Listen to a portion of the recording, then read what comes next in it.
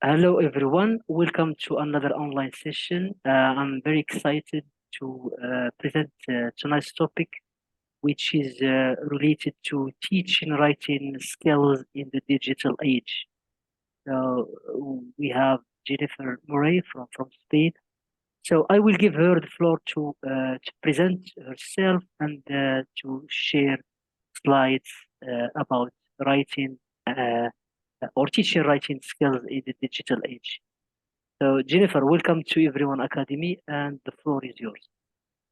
Okay, thank you very much for inviting me. It's really nice to be doing something a bit different. So I'm going to share my screen and we'll just talk through the slides. It's quite a short presentation, so I hope I don't go too fast. So I'm Jennifer. I'm based in Madrid, like you said, in Spain. I've lived in Spain for a long time, but I'm originally from Scotland. I am a copywriter and a content developer, so I help people create online content for marketing or for education. But before that, I was a teacher and I was an editor, and I still do quite a lot of editorial work. So that's partly where this idea, this discussion is coming from, because I help people write online copy, but I still edit classroom materials and course books, and I can see that there's a bit of a gap between the two.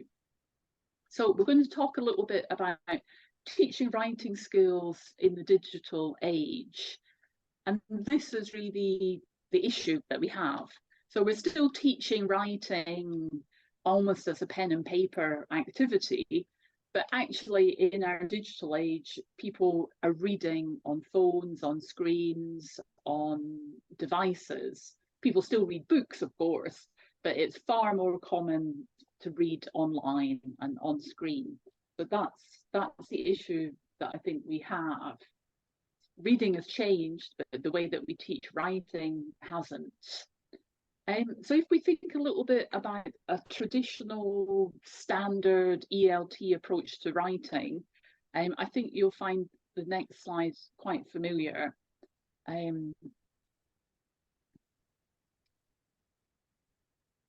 So writing an ELT tends to follow a very standard process, especially if you're using a course book. If you're developing your own teaching materials, maybe not so much, but I'm sure this is familiar to lots of teachers.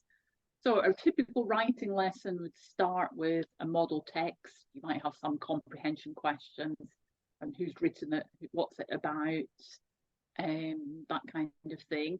Then you would focus the students onto different features in the text. So probably the paragraph structure, that we've got an introduction, a paragraph where we support an opinion, a paragraph where we dispute the opinion, and then a summary paragraph to summarize. We'd probably look at sort of useful language. So if it's an essay of giving opinions, we'd look at all of that language for opinions, for agreeing and disagreeing. Then we'd jump straight into setting a task for students.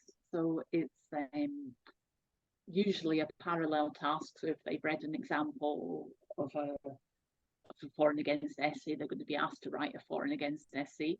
Very much the kind of tasks that we teach are decided to some extent by curriculum or by exam contents, and this is one of the things I think that limits it. And then we'd ask students to think about and plan their own parallel tests. So they'd make notes, they might write some bullet points, they'd organise their ideas, and then we'd ask them to write the text and edit it. So I think you'd agree that that's quite a standard procedure. I don't necessarily think that this approach is a problem. I mean, it works, and students have a model, they examine it, they internalize the language, hopefully, they write their own text, they might check through it and edit it. But I think one of the problems here is that actually we never focus on the reader. They never come into a writing lesson at all, kind of writing as something that exists without ever being read, which might be the case in the classroom, but in a real world, you're always writing for somebody to read what you're writing. Okay, so that's a kind of standard approach. And then these are the kind of standard text types that we ask students to write. What's interesting here is almost all of these have a paper format as well. So we might ask them to create a leaflet in A2. Older students, we might ask them to create a CV.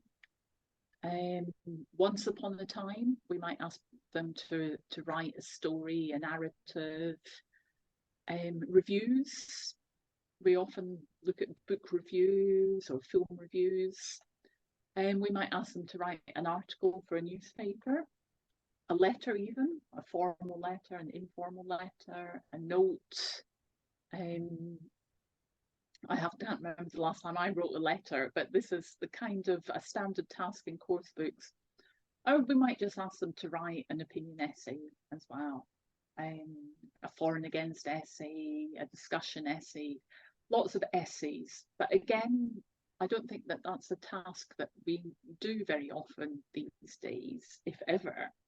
So these are all genres, they're all text types that exist, but they're probably not text types that students are actually reading. Whereas if we go over into the digital world, it's a whole different kettle of fish, as we say. In the digital world, we're all reading different types of texts, and our students are as well. They're probably been writing them in their mother language. So if they're on social media, they're writing posts, they're reading social media posts, they're maybe writing their own blog or reading blog posts, news articles. So this does go back to the newspaper articles that we've seen before. Product descriptions, if you want to buy anything, and our students probably buy things as much as we do, and you would look at a description, you know, what's the price, what's it made of, what size is it, all of that kind of language. Emails rather than letters. So emails are quite often very different from letters. Discussion forums, I'm sure if any of your students play any type of video games, they're in forums where they ask for advice, they find out how to get to the next level of a game. Chat messages, of course. Wiki pages, so these are collaborative articles where different people contribute. If you think of Wikipedia, but on a smaller scale, there's lots of ways that you can do creative collaborative writing. Academic papers, I mean, if they're thinking about further studies, they might well be reading academic papers, and they will have to write them in the future. Case studies, so case studies is small scale research of their neighborhood, it could be, or ebooks. We all read ebooks and write them. Profiles on social media is probably a big thing for our students as well. So these are all very different to the kind of text that we're asking them to write in our course books. And then not only are the texts different, but the readers are very different, as we said. So this person's reading on a computer, but people read on phones, they read digital books, they read screen readers. They don't read in the same way as we would have done in previous generations. So readers are not concentrating, they're jumping from one thing to another. They've got, I think we've all got information overload. So we've got, you know, multiple devices. Like at the moment, I'm sitting here at my desk, I've got a computer, I've got a phone, and over in the living room, I've got a digital book. Sometimes I've got all three at the same time. People are reading on the bus when they're traveling to work or traveling to school. They're reading at night perhaps as well after school, so they've been at work or school all day and again not concentrating, and that multiple screens. So to get somebody to read what you're writing in the digital age, you've really got to get people's attention. And I think that's something that we never really consider in class as well, how to get people's attention. If we just have a quick look at a few different types of online writings, these are things that, if we were to compare these pages to the page of a more traditional magazine, they would be very, very different. So the first example here I've got is from a blog post.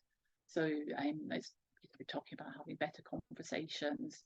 And what's interesting about blog posts in particular is there's an image, a very clear division into different sections. So we've got a main heading, we've got different subheadings. Everything's broken down very into small amounts so that you don't have a big wall of text.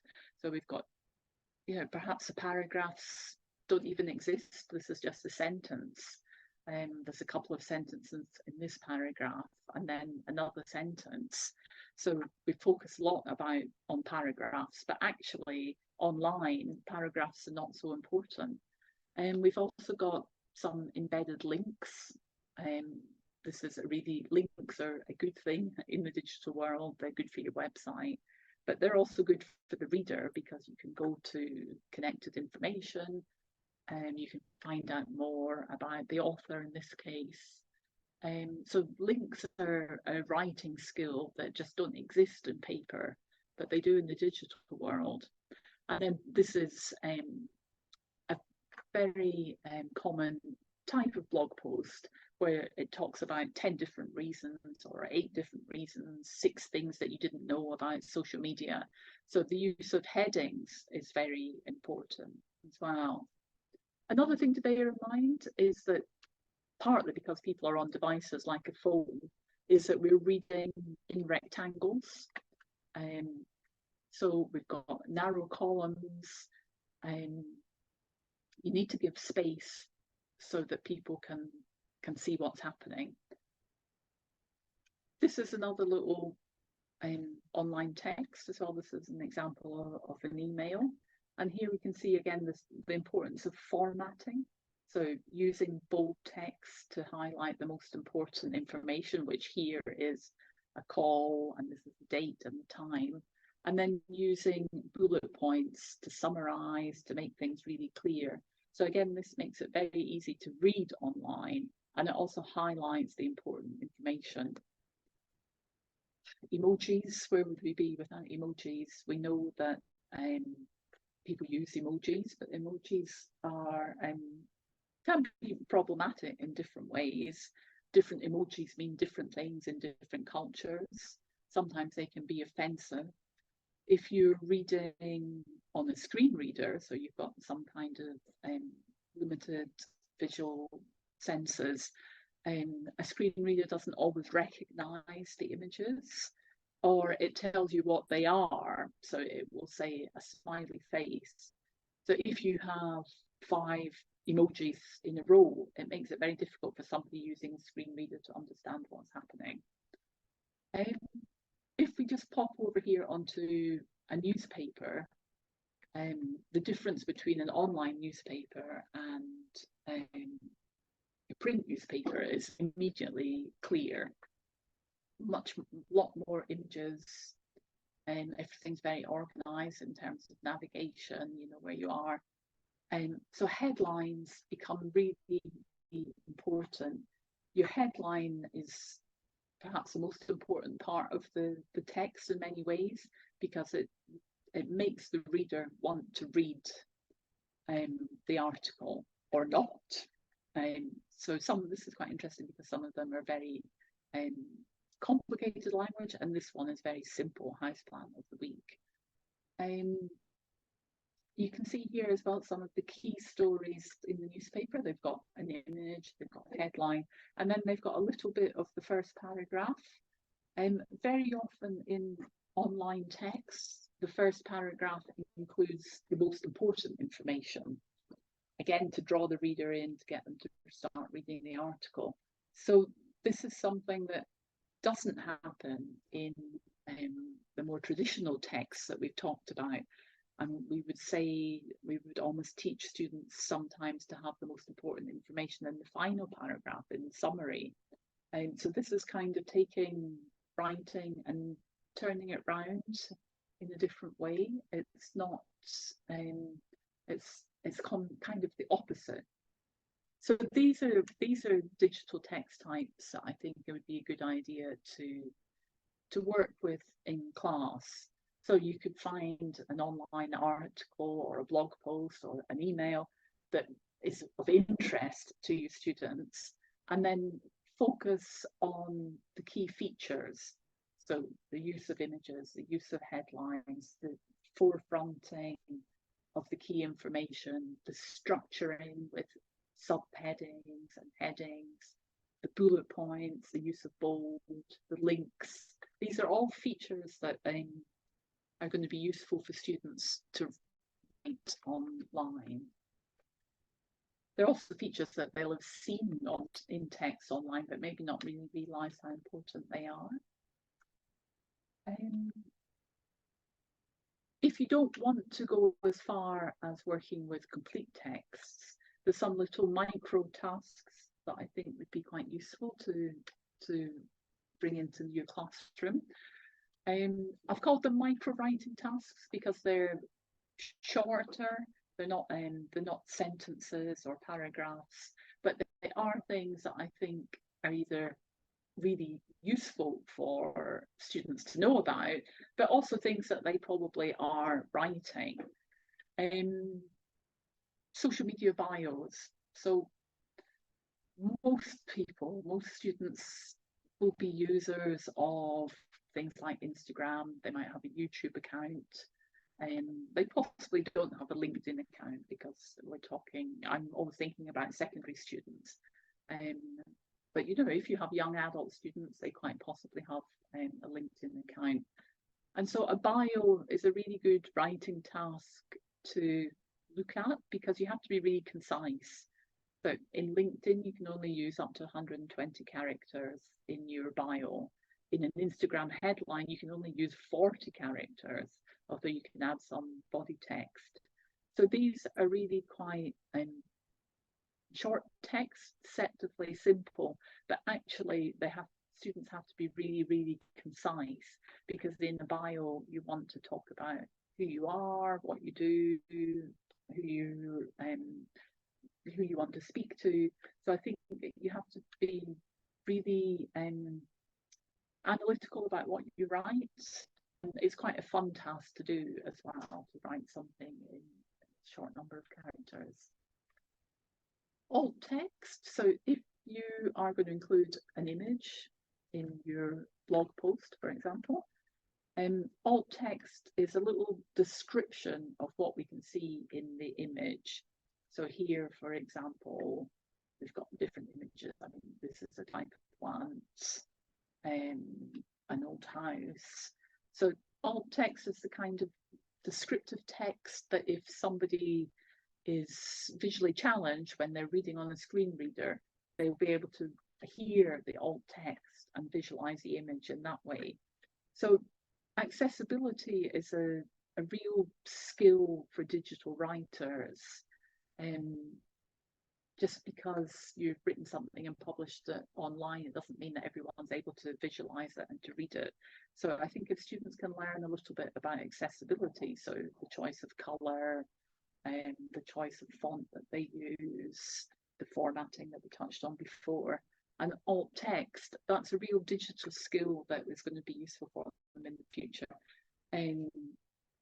People have jobs writing alt text, and I know that in this day of AI writers, machines can also write text, but it is a real human quality. So I think it's a good thing to introduce as a writing task as well. So you have to write a description of a photograph in 140 characters or 16 words, Google say.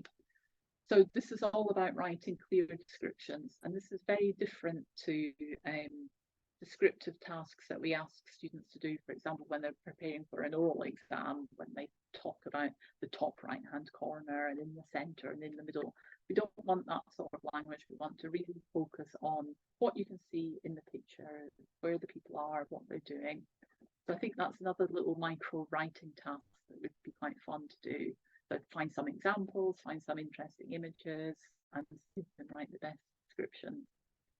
And another thing that is important is writing captions. If they're going to include images in a blog post, for example, there's often a caption underneath the image, which can explain a little bit more about the image. It can be a description, but it's also another digital skill here that if you are using an image that is not yours, that you found on the internet, that belongs to somebody else, that has copyright, a caption is a really good way to give the source. So it comes from Shutterstock or it comes from university. So again, this is another digital skill, talking about copyright, talking about ownership, and I think it's another little micro task that you could do in class, and get some nice results. I was expecting there to be some questions, so I don't know if you want to. Yes, so we have any questions. yes, we intended to leave the questions, some questions to the end of the session. So you know that you know, writing tasks in course books are not, you know, we all the time say this, that there is no audience for, Yes. for the writer, and you know, students struggle with this because you ask them to write a letter or an email, and there is no audience, there is no reader. So this whole thing makes the task not meaningful. You see what I mean? Because there is no context. Exactly. And I think that's one of the biggest problems in a standard approach to writing. So the text is just kind of seen in isolation. Like you say, there's no audience, no one reads it. There's never even any questions about the audience. So I mean, I always suggest having some discussion about that. You know, who are you writing to? Why are you writing? What's the objective of your text? Why are you writing it? What do you want to achieve? And those questions are important, whether you're writing on paper or whether you're writing on digital formats. And I think, you know, it is absolutely what's missing. And I think it's one of the reasons students often have quite serious difficulties in thinking of ideas to include in their text. And I think a lot of that comes from not having an audience as well. I mean, if you know your audience, you know the type of questions that they might have, you know what they're interested in, it could help you generate ideas a lot more efficiently. Yes, so you also mentioned the micro writing tasks. Do you think we can use them with only beginners, or we can also use them with the advanced students? I would think you could use, I mean, I think writing your social media bio is quite an advanced task, because although it's very, very short, you need to make your word choice very carefully. So I think it would be a good way to practice synonyms as well, and summarizing, making, because you want to get people's attention as well. So you need to have some kind of adjective or some kind of attention grabbing word. So I think actually the social media one is surprisingly complex. And I, whereas the alt text one, where we're including the description of the images, is something that it would be very suitable for lower levels, because you're probably going to write in the present tense. You want to be clear, and you don't want to have clever language. But I think the constraints on the social media one make it quite a complex task as well, because especially if you're talking about, I mean, we're all on LinkedIn, so talking about what we do and who we work with and who we want to work with. There's a lot of ideas to transmit in a very short space. Yes. So you mentioned all these, writing tools and how technology can help us develop and improve our writing skills. Sometimes we ask students to write a paragraph or a short essay about a particular topic, and they use technology, but they use it in a bad way, I shall say. Uh, Sometimes they just copy and paste, without mentioning the source, without paraphrasing, without summarizing. How do you think we can uh, solve this problem? Yes, it's complex, isn't it? I mean, I Yeah, think it's very we have complex. I think we have a duty to teach our students how to use the tools well. So, for example, I'm thinking of something like ChatGPT. So students could ask the technology, they could ask the tool just to create a paragraph for them and go no further. But I think, for example, you can use these tools instead of using them as writers, if we use them as idea generators or Brainstorming.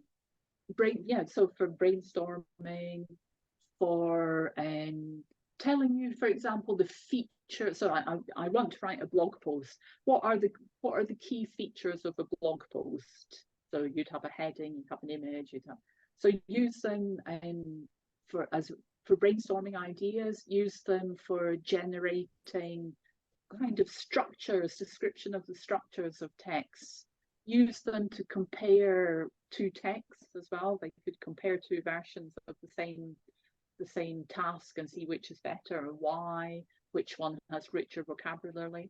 They could use the tools to replace all the adjectives and decide which adjective they like more, or which adjective is more effective. I think there are a lot of tools as well that detect plagiarism.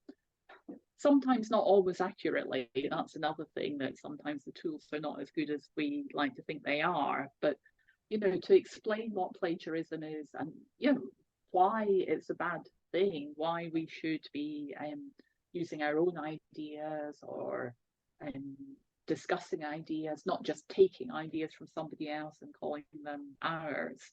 So I think one of the things is that new tools develop so quickly that it's difficult to keep up with them. But I think if we use the tools that we know are going to help students, so the brainstorming, the identifying issues like spelling mistakes or complex language or repetitive language, and show them that there are tools that will know if they're copying work from somebody else. But plagiarism doesn't pay.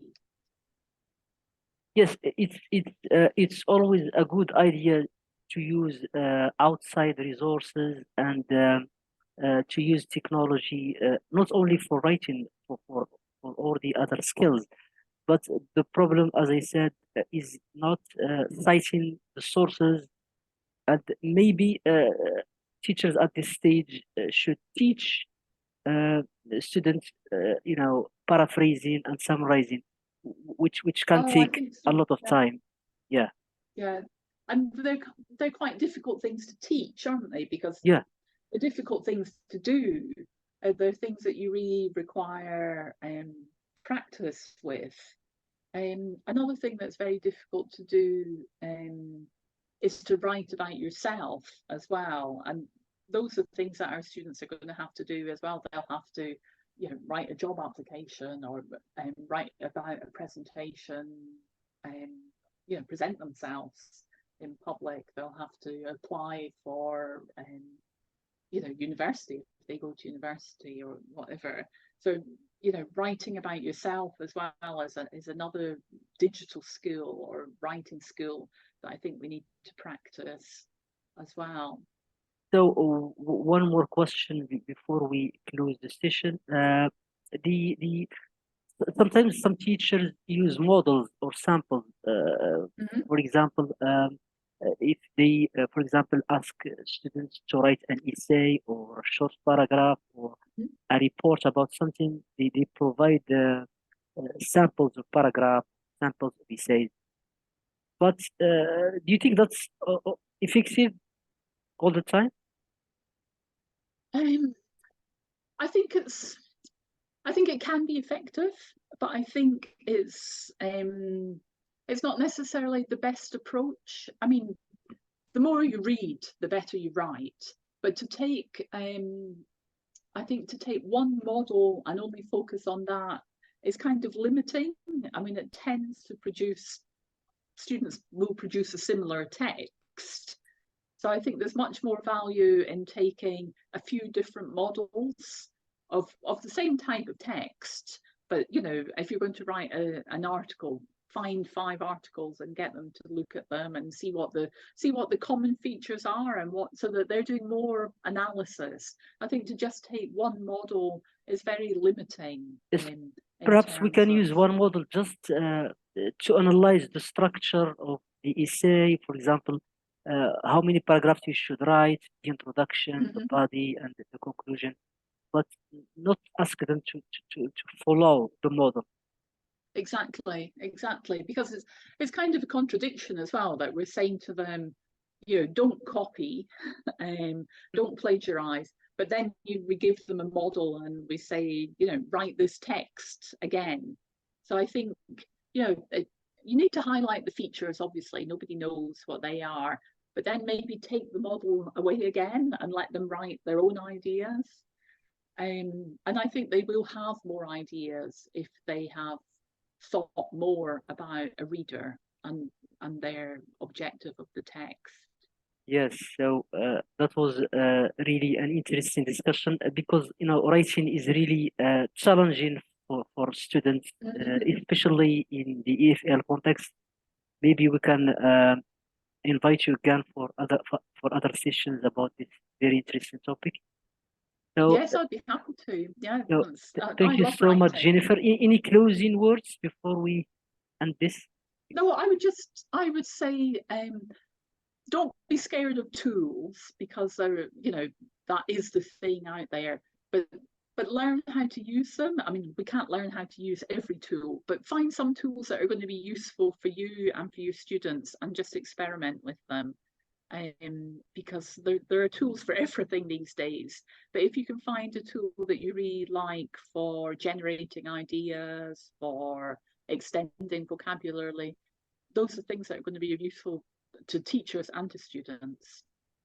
Yes, so we all the time ask teachers when they watch our sessions to write their takeaways from the session or learning reflections and implement what they learned in the classroom.